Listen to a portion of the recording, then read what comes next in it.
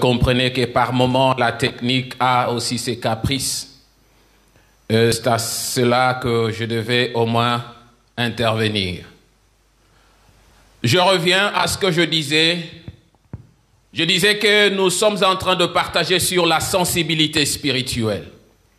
La sensibilité spirituelle, qu'est-ce qu'est la sensibilité spirituelle? Comment nous pouvons comprendre la sensibilité spirituelle? Chacun de nous, dans un domaine ou dans un autre, il a une manière de prouver, il a une manière de ressentir, d'exprimer une certaine sensibilité. Et cette sensibilité peut être dans le domaine intellectuel, dans le domaine spirituel, dans le domaine physique, dans le domaine moral, émotionnel ou tout autre domaine qui peut affecter. Dans le domaine où chacun sent quelque chose et la personne se dit, selon ce que je sens, selon ce que je ressens et comment je peux l'exprimer, l'extérioriser par rapport à cette situation. Les moments que nous connaissons dans la vie, je peux être au-devant d'une situation telle que la situation qui venait d'arriver tout de suite. J'ai eu une sensation, une sensibilité qui est d'ordre physique, d'ordre intellectuel, qui a nécessité qu'il fallait intervenir, qu'il fallait aller pour agir. Et j'ai trouvé que si je n'agissais pas à ce moment, peut-être la suite ne pouvait pas être bonne. Ainsi, il y a une expression de ce sentiment. Le fait de sentir, de saisir le moment qui nous permet de pouvoir y arriver. C'est ainsi qu'en parlant maintenant de la sensibilité spirituelle, nous devons comprendre cet aspect qu'il y a des choses spirituelles qui ne sont accessibles que par la dimension de l'esprit, que par la perception spirituelle. Ainsi, quand le Seigneur veut nous parler, quand le Seigneur veut aussi agir, la même manière que je réagis pour intervenir à cette action, c'est la même manière que le Seigneur attend que nous réagissons aussi lorsqu'il nous accorde l'opportunité de réagir. À chaque moment que je marche, à chaque moment que tu marches, il y a toujours cette expression au-dedans de toi qui te dit d'acter, de faire quelque chose, d'agir au-devant de quelque chose. Un ressenti profond qui vient au-devant de toi et tu te dis, il faut que je fasse ceci. Et ce ressenti qui est d'une manière spirituelle a été toujours positif. C'est un ressenti qui nous amène à obtenir, à recevoir, à regarder ce que l'homme ne peut pas percevoir avec l'œil humain. La Bible nous dit, ce sont des choses que l'œil n'a point vues, que l'oreille n'a point entendues, et qui sont montées au cœur de l'homme. Le Seigneur fait remonter à nous certaines choses. Et ces choses, si les choses ne remontent pas en nous, qui ne viennent pas de Dieu, là nous sommes en train de marcher à côté. Nous sommes en train de nous éloigner du Seigneur. Nous ne saurons pas agir au moment où le Seigneur veut que nous puissions agir. Et si ces choses qui ne viennent pas de l'oreille de l'homme, mais ça vient réellement de la sensibilité spirituelle. La Bible nous dit, Dieu nous révèle ces choses par l'Esprit, car l'Esprit sonde toutes choses en nous. Et c'est par l'Esprit que Dieu va nous parler, c'est par l'Esprit que Dieu va exprimer une certaine sensation. Et lorsque nous sommes connectés à la dimension spirituelle, et là nous arrivons à comprendre la profondeur de la parole de Dieu. On est sensible. Et quand on parle de la sensibilité spirituelle, c'est pour dire qu'il y a des choses pour lesquelles, si on n'est pas attaché au Seigneur, si on n'a pas l'esprit du Seigneur, il nous sera difficile de le comprendre. L'œil n'a pas vu, l'oreille n'a pas écouté, mais une expression interne, une expression, une sensibilité. Et cette sensibilité, quand elle vient en nous, nous devons avoir la perception. Nous devons avoir le sens de voir ce que le Seigneur veut que nous puissions voir. Et cela ne prend pas beaucoup plus de temps. Souvent, la sensation spirituelle vient spontanément. Et si tu ne sais pas saisir la spontanéité de cette sensation, et là, tu rates quelque chose. Dieu veut te guérir. Et lorsque Dieu veut te guérir, certainement tu as la foi. Tu as la foi, tu as besoin de la guérison. Mais lorsque Dieu veut te guérir, il exprime une certaine sensation à toi. Tu sens en toi-même que non, il faut que tu fasses telle chose, que tu pries de telle manière, que tu puisses être en communion avec le Seigneur d'une manière ou d'une autre. Et lorsque tu réponds à ce besoin du Seigneur, à cette sensation spirituelle du Seigneur, et là tu tombes dans le moment où le Seigneur va agir dans ta vie. La spontanéité avec laquelle nous réagissons aux choses de ce monde, si réellement nous pouvions aussi agir comme cela dans les choses de Dieu, je pense que nos problèmes, nos situations, les miracles, le prodige, des guérisons seraient beaucoup plus manifestes dans nos vies. En tant que chrétiens, nous avons des choses, nous avons une vision des choses qui doit être différente de la vision des choses de ce monde. L'esprit du monde est là, mais nous n'avons pas reçu l'esprit du monde. La Bible nous dit que nous avons reçu l'esprit de Dieu, l'esprit qui vient de Dieu. Et cet esprit que nous avons reçu, c'est enfin que nous puissions connaître les choses de Dieu. Connaître Dieu, connaître la sensibilité, la sensation, le sentiment de Dieu. Oui, Job avait raison.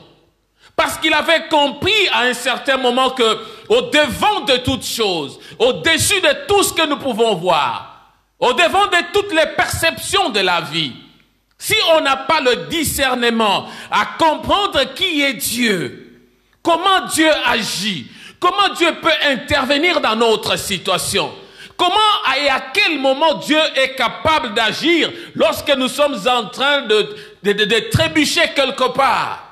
Et Dieu nous vient au secours. Il vient nous saisir. Il veut que nous puissions comprendre ce que lui veut que l'on puisse comprendre. L'apôtre Paul, je suis en train d'introduire mon message. Je ne suis pas encore arrivé au chapitre du jour. Vous savez, à un certain moment, l'apôtre Paul est en train de parler. Il est en train de dire que non, il y a un homme animal et un homme spirituel. Et lorsqu'il parle de ces deux types d'hommes, il dit que l'homme animal ne reçoit pas les choses de l'Esprit de Dieu. Pourquoi cet homme ne reçoit pas les choses qui viennent de l'Esprit de Dieu? Parce que ces choses sont pour cet homme qui est animal, sont comme une folie. C'est une folie. Lorsqu'il y a la perception spirituelle, la sensation spirituelle pour un homme animal, c'est une folie, il ne comprend pas. Il ne sait pas sentir cela. Mais il dit au contraire, l'homme spirituel, il juge de tout. Il n'est lui-même jugé de personne. Et cet homme perçoit les choses spirituelles, saisit le moment spirituel, le moment que Dieu veut lui parler, le moment que Dieu veut lui communiquer quelque chose, cet homme est disposé à en avoir et à en bénéficier. Ainsi, la sensibilité spirituelle, lorsque tu veux comprendre ta sensibilité spirituelle, tu dois arriver à la dimension d'un homme spirituel. Et si tu marches comme un homme animal, tu peux réagir à des émotions temporelles qui nous arrivent. Tu peux réagir à des actions physiques qui arrivent. Tu peux réagir. Vous savez, l'œil, on a toujours dit, la meilleure façon de combattre, c'est se défendre. Notre œil n'a pas les mains pour combattre. Mais à chaque moment que l'œil sent qu'il est attaqué, il va clignoter et il va se refermer. Pourquoi? Parce qu'il se sent en danger. Il s'est dit non, si je ne ferme pas, et on va atteindre directement, et là, ça sera dangereux. Ça doit être la même chose avec nous les chrétiens. Être sensible aux choses de Dieu. Agir au moment qu'il faut, afin de permettre que Dieu puisse nous accorder ce dont on a besoin. Autrefois, nous avons parlé de temps. Mais aujourd'hui, nous voulons parler de cette sensibilité dans le temps. Oui, tu es dans le temps de Dieu. Tu as la foi. Tu crois au Seigneur. Tu sais que Dieu est capable d'agir. Mais lorsque Dieu vient pour agir, as-tu cette sensibilité? Es-tu réellement disposé à comprendre ce que Dieu veut faire dans ta vie? En lisant attentivement la parole du Seigneur, je comprends et j'ai compris une chose. J'ai pu remarquer que la sensibilité spirituelle concerne notre façon de voir Dieu, notre façon de comprendre Dieu, notre façon d'entendre Dieu. Les trois éléments importants qui concernent notre sensibilité spirituelle. C'est pourquoi nous allons dans Matthieu le chapitre 13, verset 13. La Bible nous dit, c'est pourquoi je leur parle en parabole, parce qu'en voyant, ils ne voient point, et qu'en entendant, ils n'entendent ni ne comprennent. Et pour eux s'accomplit cette prophétie d'Ésaïe. Vous entendrez de vos oreilles et vous ne comprendrez point. Vous regarderez de vos yeux et vous ne verrez point. Car le cœur de ce peuple est devenu insensible. Ils ont endurci leurs oreilles et ils ont fermé leurs yeux de peur qu'ils ne voient de leurs yeux et qu'ils n'entendent de leurs oreilles, qu'ils ne comprennent de leur cœur, qu'ils ne se convertissent et que je les guérisse. Là, nous comprenons. Les hommes, le cœur des hommes, le cœur de ce peuple est devenu insensible. Le cœur est devenu, ne peut pas encore sentir ce qui est de Dieu. Pourquoi le cœur est devenu insensible? Parce que le cœur, quand on regarde, les gens ne peuvent plus encore voir. Les gens n'arrivent plus à entendre. Les gens n'arrivent pas à comprendre. Les gens ne voient pas ce que Dieu est en train de faire dans le monde.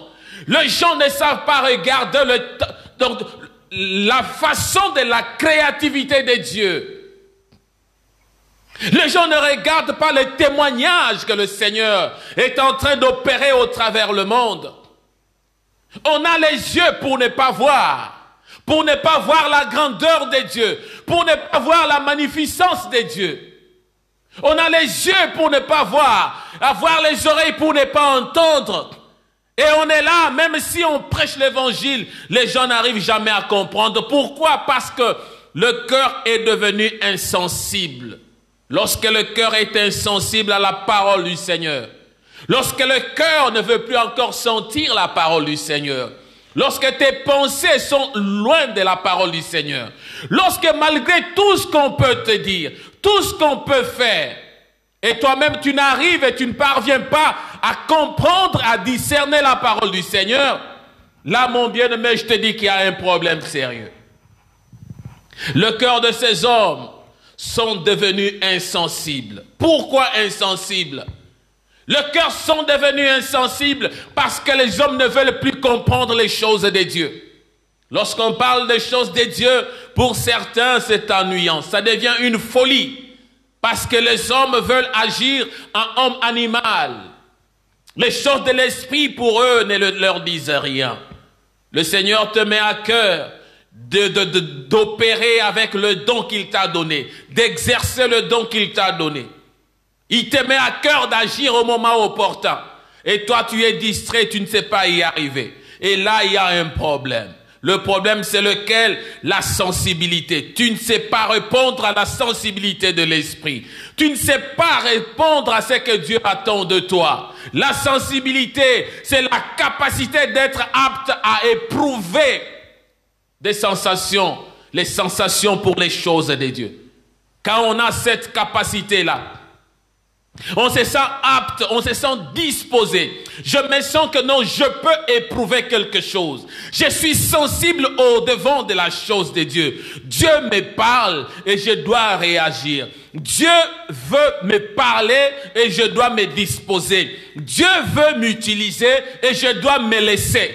Et quand je me laisse ainsi, je permets à l'Esprit de Dieu d'agir. Je permets à ce que Dieu puisse apporter quelque chose. Pourquoi? Parce que nous, en tant que des êtres humains, en tant qu'hommes, nous sommes là. Nous ne pensons pas pour penser. On ne pense pas pour penser, mais nous pensons pour être. Lorsque je suis en train de penser à ma vie, donc je pense pour comment je peux être dans ce monde. Comment je peux vivre dans ce monde? L'homme ne pense pas pour penser. Lorsque tu es en train de penser pour obtenir quelque chose, c'est parce que tu veux être. Tu veux être. Tu penses à trouver quelque chose à manger parce qu'il faut que tu existes. Si tu n'existes pas, tu ne peux rien faire. Tu ne pourras pas penser. Celui qui pense, c'est celui qui vit. Et celui qui vit est. Je dois être avant de penser. Je dois être avant d'agir. Ainsi, en tant qu'homme, lorsque je suis en train de penser, j'ai besoin de cela. Donc, pour être, je dois réaliser, je dois puiser dans l'unité vitale. Je dois puiser dans la sensation vitale que j'ai. Lorsque j'épuise dans cela, et cela m'amène à pouvoir parvenir à la sensation. Je vais puiser, je puise quoi? Le sens. Je puise ce que Dieu me met à cœur en tant qu'un homme spirituel. Je puise ce que Dieu veut que je puisse puiser afin de permettre que la sensation puisse être activée. Et la sensation active le sensible. Et lorsqu'on a activé ce qui est sensible, cela nous prépare à l'harmonie entre l'action que l'on veut poser et l'action que Dieu a posée en nous. Nous sommes entre les deux. Je vais poser l'action, mais je dois sentir Dieu me permettre de poser l'action. Chaque acte que pose un chrétien est un acte qui est sensible, qui vient de Dieu. Dieu me dit de donner. Ainsi, quand je pose l'acte de donner, c'est parce que Dieu a commencé par me dire de donner. Et que si je n'arrive pas à donner au moment où Dieu me demande de donner, je marche à côté. Et beaucoup de chrétiens ainsi ont botté à côté. Pourquoi? Parce qu'ils ne sont pas arrivés à agir au moment que Dieu leur demande d'agir. Lorsqu'on agit dans le temps de Dieu, lorsqu'on est sensible lorsque le Seigneur nous parle, lorsqu'on se laisse emporter par le langage du Seigneur, oui, là nous comprenons, nous sommes en train de répondre et nous savons agir. Oui, Dieu se révèle d'une manière ou d'une autre. Job, tantôt d'une manière, tantôt d'une autre. Mais personne n'en prend garde.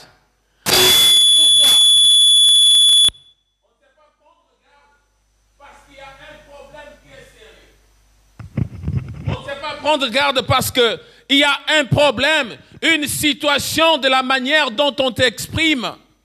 Dieu a besoin d'agir dans nos vies. Dieu a besoin d'apporter quelque chose dans nos vies. Mais notre manière de faire, notre sensibilité spirituelle ne permet pas de comprendre le langage de Dieu. C'est là que se pose le problème et c'est là le grand problème. Il y a une capacité spirituelle, mes bien-aimés, que nous devons avoir à discerner et à percevoir les choses de Dieu. Et ces choses, nous pouvons les acquérir et tout en grandissant, en restant avec le Seigneur. Et ces choses-là nous permettent de croître, de grandir. Lorsque nous avons la capacité de discerner, lorsque nous avons la capacité de percevoir les choses de Dieu, le langage de Dieu, la sensibilité de Dieu, et nous arrivons à grandir, si réellement nous grandissons. Et notre croissance spirituelle dépend de la capacité de sentir le langage de Dieu. Notre croissance spirituelle dépend de la manière que nous nous accrochons à Dieu pour que Dieu puisse répondre à nos besoins. Et cela qui permet de développer une certaine communion sincère, de développer une approche, de développer un langage, un caractère qui permet que le Seigneur, le Dieu de gloire, puisse être content. Lorsqu'il nous parle, nous réagissons. La capacité de comprendre, la capacité spirituelle que nous devons avoir en tant que chrétiens, cette capacité se subdivise en deux. Pour la bonne sensibilité, pour la bonne sensation, pour avoir cette capacité, pour développer cette capacité spirituelle qui nous rend sensibles aux choses de Dieu, nous devons avoir la perception spirituelle et nous devons être dans un environnement spirituel. Parce que si on n'a pas la perception c'est comme la vision. La perception c'est comme le discernement. Lorsque nous avons le discernement spirituel, lorsque nous avons la connaissance spirituelle des choses, lorsque nous savons comprendre les choses de Dieu, nous avons cette perception. Et la perception nous amène à quoi? Dans un environnement approprié. Quand on est dans l'environnement approprié, nous saurons comment produire. Nous aurons la capacité de produire. Nous saurons comment avancer avec le Seigneur. Parlons de la perception spirituelle. Nous devons comprendre une chose. En allant dans le livre de Ruth, le chapitre 1er, le verset 12, nous descendons. Lisant toute l'histoire de Ruth, nous comprenons qu'il y a une chose. On peut se poser une question. Il y avait deux femmes, Ruth et Orpa. Mais lorsque leur belle-mère Naomi était en train de leur parler, elle a dit, mais non, mes filles, maintenant je vous demande de partir. Parce que vous faites encore la tristesse de mon cœur. Votre présence m'afflige. J'ai perdu mes enfants, j'ai perdu mon mari. Maintenant, vous aussi, vous pouvez partir. Vous pouvez trouver d'autres époux et d'autres hommes, ils peuvent vous épouser. Mais Orpa, la première fois, ensemble avec Ruth, elles ont dit, non, nous voulons rester avec toi, nous ne pouvons pas t'abandonner. La première fois. Et la belle-mère insiste encore, elle dit, non, à l'âge où je suis, même si j'ai décidé de me marier aujourd'hui et que j'ai un enfant, vous allez attendre jusqu'à ce que l'enfant va grandir, afin qu'il puisse vous épouser. Cela ne sera pas possible. Vous pouvez partir. Alors nous regardons que Orpa avait décidé de quitter Naomi. Mais Ruth, elle resta attachée à Naomi malgré la demande de leur belle-mère. La perception des choses. La perception, et lorsque nous lisons la parole du Seigneur, Orpa, on n'en parle plus. Elle est passée dans les oubliettes parce qu'elle n'a pas saisi le moment de rester attachée. Elle n'a pas compris les circonstances du moment. Elle s'est éloignée, elle est partie, mais Ruth est restée attachée à sa belle-mère. Elle avait une perception des choses. La vision qu'elle avait des choses était une vision différente de celle de Orpa. Par moments, les choses nous arrivent lorsque nous devons prendre une décision de continuer avec le Seigneur malgré le moment difficile, malgré les temps difficiles, ou d'abandonner le Seigneur pour aller ailleurs. Lorsqu'on abandonne pour aller ailleurs, on est comme Orpa. On n'a pas eu la sensation spirituelle. On n'a pas eu ce sentiment spirituel animé et savoir surtout saisir et agir dans le temps. Ruth a agi dans le temps. Elle a agi et lorsqu'elle est restée attachée, elle a continué parce qu'elle a discerné, elle a compris que son avenir dépendait de sa décision. Mon bien-aimé, ton avenir dépend de la décision que tu peux prendre au temps fort de la vie. Ton futur est caché derrière la sensation que tu peux ressentir avec le Seigneur. Ceux qui sont arrivés à abandonner le Seigneur, ce n'est pas parce qu'ils sont pécheurs, non, non seulement pour ça, Mais parce que la perception, la sensation, la vision qu'ils avaient de leur avenir, au moment où le Seigneur leur parlait, cette vision n'était pas activée. Ainsi, ils ont abandonné le Seigneur pour aller regarder ailleurs. Le Seigneur a besoin de ceux qui persévèrent, de ceux qui écoutent son langage, de ceux qui sont sensibles à son langage, à sa manière de s'exprimer. Lorsqu'on est sensible et on écoute le Seigneur, ainsi il nous devient possible et ça devient capable pour nous afin de continuer avec le Seigneur. Bien-aimés, quelle pouvait être la perception de ceux-là qui avaient refusé à donner la place à Marie? Elle vient, elle était fatiguée, elle devait accoucher. Elle est passée de maison en maison, il n'y avait pas de la place. Dans des hôtels, là où elle pouvait entrer, peut-être accoucher dans de bonnes conditions, il n'y avait pas de la place. Mais ceux qui regardaient cette femme souffrir, cette femme enceinte, avec son mari en train de chercher un abri, qui le refusait, quelle pouvait être leur perception? Oh, qu'elle s'en aille au diable. Oh, qu'elle aille comme ça. On n'a pas besoin d'elle. On n'a pas une place pour elle. Mais lorsque ces gens-là qui refusaient, je sais qu'après un temps, ils ont su que non, la femme qui venait ici, la femme qui cherchait une place pour accoucher, la femme qui est avec son mari, c'est d'elle que l'on parle, la mère de Jésus. Et je sais qu'ils se sont pincé le cœur quelque part. C'est parce qu'ils n'avaient pas une sensibilité, une sensation spirituelle. Or, les mages qui étaient loin ont reçu la sensibilité d'aller chercher l'enfant Jésus. Mais les personnes qui étaient avec l'enfant Jésus, les personnes qui étaient avec la mère de Jésus, n'ont pas eu le temps de saisir cela. Ils ont rejeté Marie. Elle est passée comme étant une personne qui n'avait pas de valeur. Mais or, au-dedans d'elle, elle portait une valeur qui nous donne aujourd'hui la fierté d'être appelés chrétiens. Comment te vois-tu, mon bien-aimé, lorsque tu as refusé à faire du bien à quelqu'un, surtout au moment où tu en as la possibilité? Comment te vois-tu lorsque quelqu'un vient auprès de toi, il est en train de chercher un soutien? Aide-moi, soutiens-moi, je suis dans des difficultés. Mais toi, tu as des possibilités, tu lui refuses. Mais quelque temps après, tu apprends que cette personne-là a réussi dans la vie. Cette personne-là est devenue ministre. Cette personne est devenue un PDG. Cette personne est devenue un grand pasteur. Cette personne est devenue... Mais tu te regardes, toi qui lui refusais de service. Toi qui lui refusais de faire du bien. C'est parce que tu n'avais pas eu la sensation spirituelle. Cette sensibilité spirituelle était loin de toi.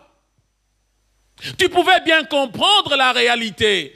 Tu pouvais bien comprendre ce qui se passe. Tu pouvais bien regarder devant toi ce qui est en train de se faire. Et l'Esprit de Dieu nous parle toujours. Même lorsqu'on refuse de faire du bien, la conscience nous a toujours reproché. Lorsque tu refuses de faire du bien à quelqu'un, ou lorsque tu es en train de faire du mal à quelqu'un, pensant que tu es en train de torturer la personne, mais le jour viendra où le Seigneur fera éclater sa gloire, comme on a fait éclater la gloire derrière Marie. Et la gloire était le Fils qui est, le Sauveur était né. Et ceux qui lui refusaient, ceux qui le tourmentaient, pouvaient se pincer le cœur tel que je le dis là. Mais bien-aimés, vous savez, la perception spirituelle, elle est une chose très capitale dans la vie. Elle est très capitale.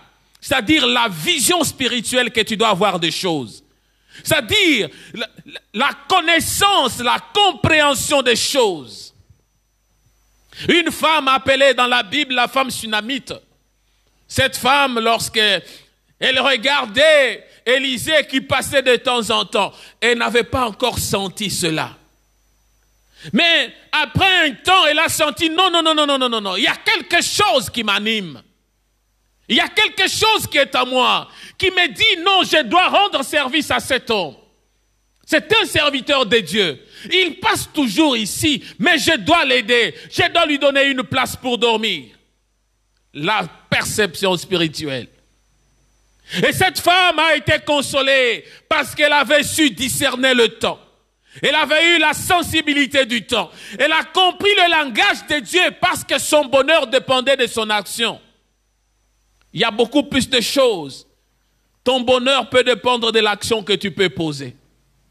Et ton malheur aussi peut dépendre de l'action que tu peux poser. Lorsque tu sais sentir le langage de Dieu, tu comprends la perception des choses de Dieu.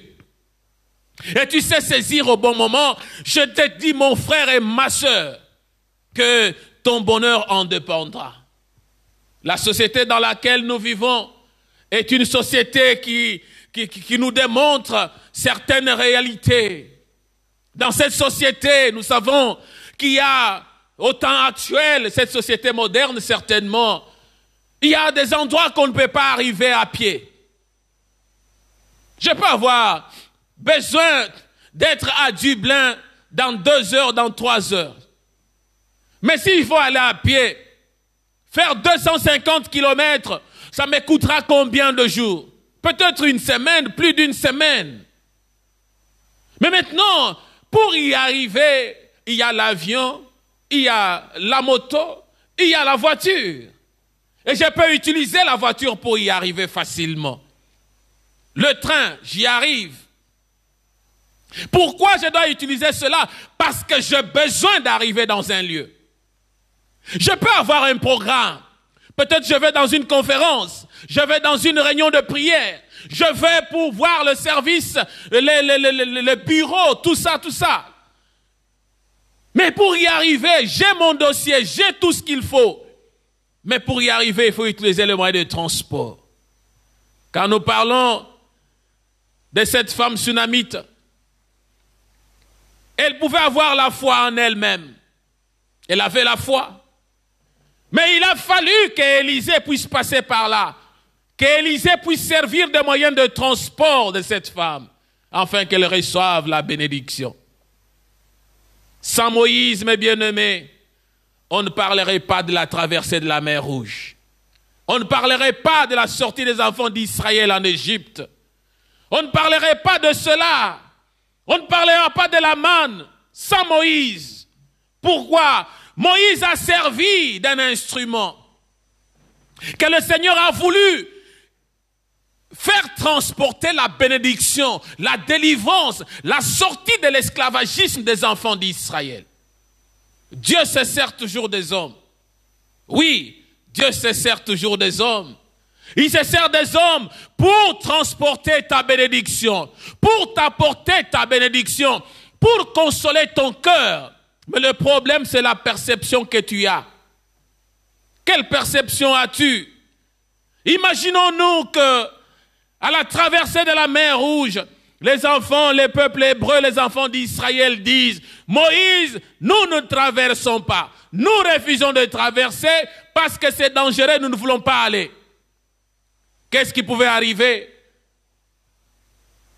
Il devait être récupéré par les Égyptiens. Il devait rentrer encore dans les géoles. Il devait rentrer encore dans la souffrance, dans l'esclavagisme. Mais bien aimé, sans Ananias, Saul ne pouvait pas recouvrer la vue. Oui, sans Ananias, parce qu'il a fallu Dieu se révéler auprès de Saul. Saul, Saul, pourquoi me persécutes-tu? Qui es-tu, mon Seigneur? Et il est tombé, il est devenu aveugle, il ne pouvait rien voir. Il a entendu la voix. Mais le Seigneur lui a dit qu'il fallait une solution à cela. Et le Seigneur a apporté au devant de lui qui? Ananias. Et Ananias a servi de clé de révélation pour Paul. Lorsqu'il vient, il prie pour Paul. Nous sommes dans Actes le chapitre 22. Il prie sur Paul. Paul recouvre la vue. Et il dit à Paul ceci: tu es un instrument. Le Dieu de nos pères t'a destiné à connaître sa volonté, à voir le juste et à entendre les paroles de sa bouche, car tu lui serviras de témoin auprès de tous les hommes. des choses que tu as vues et entendues. Il a fallu ça. Il a fallu Ananias pour lui révéler encore, le faire voir encore ce qu'il fallait connaître de la part du Seigneur. Ainsi cela l'a excité, l'a incité de pouvoir continuer avec le Seigneur. Tu peux bien avoir l'appel, tu peux bien avoir le don de Dieu, tu as la mission de servir le Seigneur, tu as toutes ses qualités, toutes ses capacités, mais le Seigneur a toujours utilisé une autre personne pour t'aider à y arriver. Le fer aiguise le fer. Proverbe chapitre 27, verset 17. La Bible nous dit, le fer s'aiguise par le fer et le visage de l'homme s'affine au contact de son prochain. Pour affiner ton image, pour affiner le travail que tu dois faire, pour affiner ton ministère, pour affiner les choses que tu dois accomplir, Dieu se sert toujours d'un homme pour t'aider d'y arriver. Tu peux avoir les capacités, tu peux avoir les qualités, tu peux avoir terminé la licence, tu peux avoir la maîtrise, le doctorat dans ceci, cela. Mais pour parvenir à trouver le travail quelque part, à utiliser les capacités que tu as, Dieu va utiliser une personne. Il faut que tu ailles chercher le travail, tu trouves une personne. Il faut que tu ailles commencer un business, que tu trouves une personne qui peut t'aider, qui peut t'orienter, qui peut te conseiller. Ainsi nous regardons, lorsqu'on a une bonne perception des choses, on sait comprendre le langage de Dieu.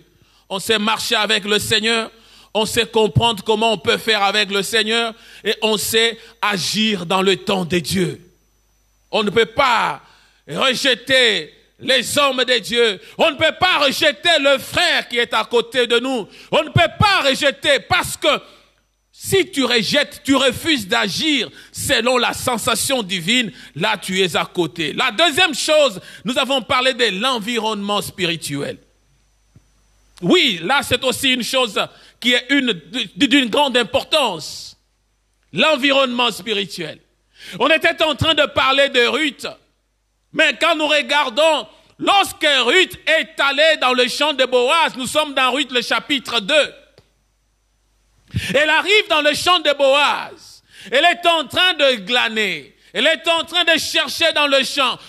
Et lorsqu'elle est en train de chercher, elle a demandé, les moissonneurs qui étaient là, le chef de la moisson, et vient, il dit, tu peux glaner là-bas, parce que généralement dans le champ, on laissait aussi certaines choses pour que les affamés, les gens qui ont besoin, viennent ramasser les petites choses qui restent dans le champ. Oui, elle était en train de glaner dans le champ, elle les ramassait. Mais ce qui a impressionné le chef des moissonneurs, lorsque Boaz vient, il dit, quelle est cette femme-là qui est en train de glaner dans le champ? Écoutez ce que la parole nous dit. Nous sommes dans Ruth le chapitre 2 au verset 7. La Bible nous dit, elle a dit, permettez-moi de glaner et de ramasser des épis entre les gerbes derrière le moissonneur. Et depuis ce matin qu'elle est venue, elle a été debout jusqu'à présent et ne s'est reposée qu'un moment dans la maison. Le témoignage de Ruth, la qualité, la capacité d'œuvrer pour le Seigneur. Lorsqu'on est à Sudi, elle était dans le champ, elle glanait, elle ne s'était pas reposée parce qu'elle était vraiment attachée à ce qu'elle faisait. Elle devait ramasser, elle devait trouver. Mais à cause de sa façon de faire, de son travail, de ce qu'elle faisait, de son attitude, et cela a marqué le chef des moissonneurs. Et lorsqu'il donne le rapport auprès de Boaz, le chef du champ, il dit c'est une femme superbe. Elle est super. Elle a fait la différence. Elle glane depuis un temps et ne s'est pas reposée. Elle est une femme travailleuse. Elle est une femme assidue. Et c'est à cela que Boaz a commencé à avoir un clic d'œil sur Ruth. Et jusqu'à tel point qu'il lui a donné de la faveur. À tel point que Ruth s'est approchée de Boaz pour comprendre que non, Boaz avait le droit de rachat sur elle. Mon bien-aimé, si tu es dans un bon environnement, et cet environnement qui te permet que tu puisses être au contact avec les gens, ton attitude, ta façon de faire, ton appréciation des choses, la manière de te comporter dans la société, l'environnement te sera propice. Mais si tu es dans un environnement comme un troubadour, tu es dans un environnement comme un fauteur de troubles, tu es dans un environnement pour détruire et déranger les autres, tu n'as pas encore compris la sensibilité de Dieu. On doit être sensible au-devant de Dieu, dans notre manière de faire, dans notre manière d'agir, dans l'environnement dans lequel nous sommes. Et cela nous permet de comprendre que Dieu veut nous parler et que nous pouvons répondre à l'appel de Dieu. Nous pouvons être sensibles et que si Dieu veut nous bénir, il va certainement nous bénir. Parce que notre attitude va déterminer notre façon de nous approcher du Seigneur. Avant de terminer, Hébreux le chapitre 10, le verset 24 nous dit: veillons les uns sur les autres pour nous exciter à la charité et aux bonnes œuvres. N'abandonnons pas notre assemblée comme c'est la coutume de quelques-uns, mais exhortons-nous réciproquement, et cela d'autant plus que vous voyez s'approcher le jour. Oui, nous devons veiller les uns sur les autres. On ne peut veiller les uns sur les autres que lorsque nous sommes dans un environnement donné. Nous devons rendre notre environnement propice. Nous devons rendre l'église de Dieu, l'assemblée de Dieu propice, un lieu propice où nous devons nous attacher, où nous ne venons pas pour abandonner. Nous ne devons pas abandonner nos assemblées. Nous ne pouvons pas abandonner nos actes d'amour, de charité entre nous en tant que frères et sœurs. Nous devons les témoigner afin que le Seigneur puisse permettre que la gloire, la grandeur, la puissance de son nom puisse retentir. Mon bien-aimé, laisse-moi te dire, ta prière n'est pas exaucée à cause du nombre de personnes qui prient pour toi. Non. Ta prière n'est pas exaucée à cause, même si tu peux envoyer la même requête auprès de 1000 pasteurs, 1000 serviteurs de Dieu, 1000 enfants de Dieu pour prier pour toi. Mais si toi-même, tu n'es pas sensible aux choses de Dieu, si toi-même tu n'es pas sensible et tu ne ressens rien au travers de ta foi, sache bien que non, il n'y a rien qui peut venir. Rends-toi sensible au langage du Saint-Esprit. Rends-toi sensible à Dieu. Rends-toi sensible pour permettre la gloire et la grandeur de Dieu d'agir dans ta vie.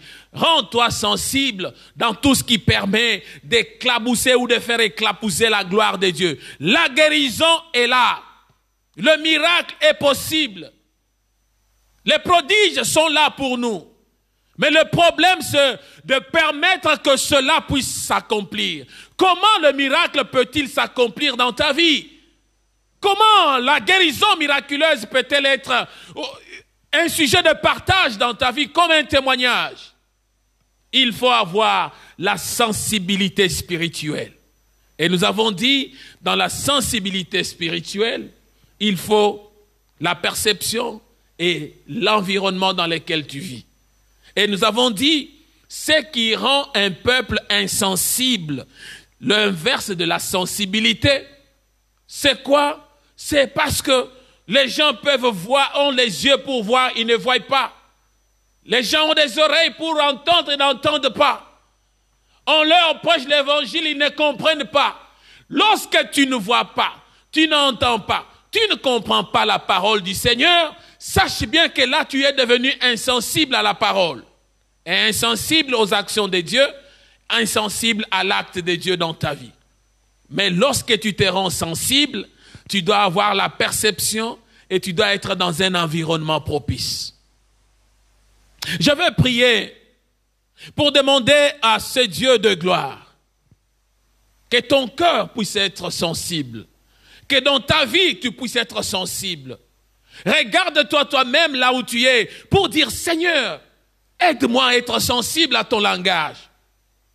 Que ce soit par la prédication, que ce soit par les actes, que ce soit par tout ce que je regarde au travers le monde. Éternel, rends-moi sensible à ta parole. Rends-moi sensible à ton langage. Aide-moi à comprendre cela. Aide-moi à discerner le temps. Aide-moi que je vive dans un environnement propice où ma foi doit grandir, où ma vie doit encore se relancer dans cette course, dans cette marche vers le salut. Que le Seigneur te soutienne, que le Seigneur t'aide, que le Seigneur veille sur ta vie, que le Seigneur t'apporte ce qui est utile. Tendre Père, tu es merveilleux. Je suis plus que reconnaissant de ce que toi tu sais accomplir dans la vie de ton peuple. Je bénis ton Saint-Nom parce que tu es le Dieu qui n'a pas changé. En toi et auprès de toi, nous avons la vie parce que tu es le Dieu de mon salut. Tu couvres de grâce éternelle tous ceux qui viennent dans ta présence. En ce moment, je le regarde tourner au-devant de toi pour abandonner mon frère, ma sœur. Chacun de tes enfants, Seigneur, entre tes saintes mains. Que tu pourvoies, que tu assistes, que tu consoles, éternel, et que tu fasses éclairer ton peuple là où il est dans le ténèbre. Que la sensibilité spirituelle puisse être de mise.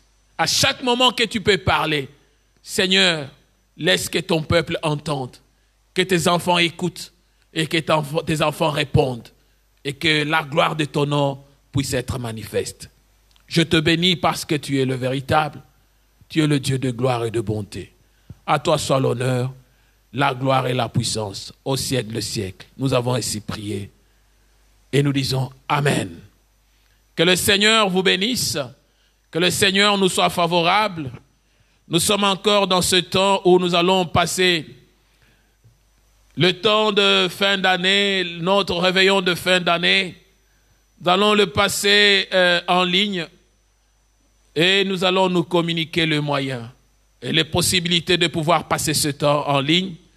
Et cela nous permettra toujours de rendre gloire au Seigneur. Le plus important est de reconnaître que nous avons traversé une année difficile. Une année, ni était la grâce du Seigneur, on ne pouvait pas encore se tenir debout. Une année où on a vu les milliers et des centaines de personnes mourir. Et nous regardons, nous voyons, nous comprenons qu'il y a une pandémie. Mais le Seigneur nous en a épargnés. Une année durant laquelle, quel que soit le temps difficile, mais le Seigneur a pourvu à ton besoin. Pourquoi ne pas venir le rendre une action de grâce? Et dans cette nuit-là, j'invite vraiment tous les bien-aimés de se connecter, que l'on puisse célébrer le Seigneur, célébrer le grand jour du Seigneur avec des actions de grâce, des actions de reconnaissance. À Dieu soit la gloire. Que le Seigneur nous bénisse tous en son nom précieux. Amen.